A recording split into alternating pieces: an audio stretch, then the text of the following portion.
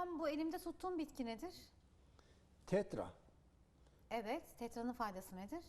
Tetranın faydası nedir? Bazı insanlar üşütme, grip, nezleye, bağışıklık sistemi zayıf olur. Sık sık üşütme, grip, nezleye yakalanırlar.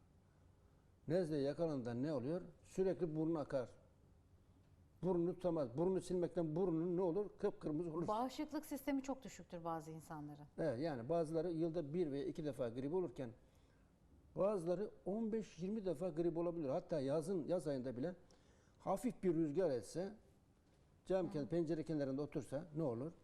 Üşütüyor, grip oluyor, nezle oluyor. Hastalanıyor. Bronşite vesairesi yakalanıyor.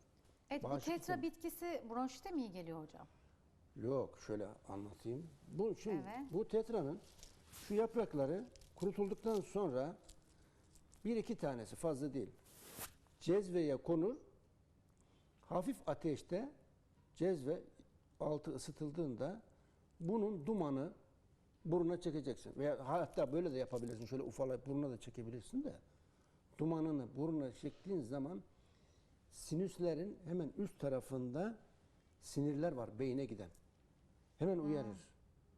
Yani koku almamızı sağlayan sinirler var. Bu alın boşluğunda hemen sinirler var beyine giden koku sinirleri. Ne yapıyor? Uyarıyor beyni. Beyin hemen tedbir alıyor. Tehlike arz ediyor. Hemen Nerede burun yetişir akıntısı- bu? Nerede yetişir merak ettim. Bulgaristan sınırında çok yoğun. Biz Türkiye'de mesela, yok mu?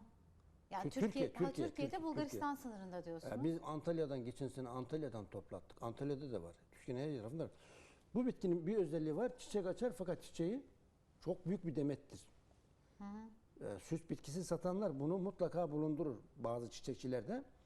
Çünkü çiçekleri beyaz, lila, mor, kırmızı rengarenktir.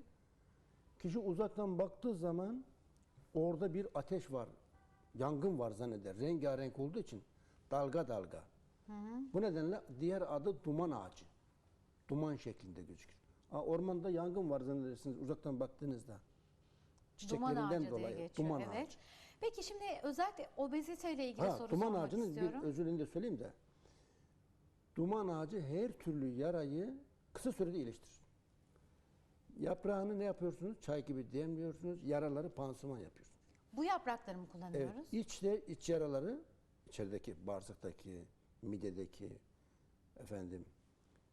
hemoroid vesaire varsa, kanama varsa, iç organlardaki ve ciltteki yaraları çok kısa sürede iyileştirir. Ben bunu nereden topladım?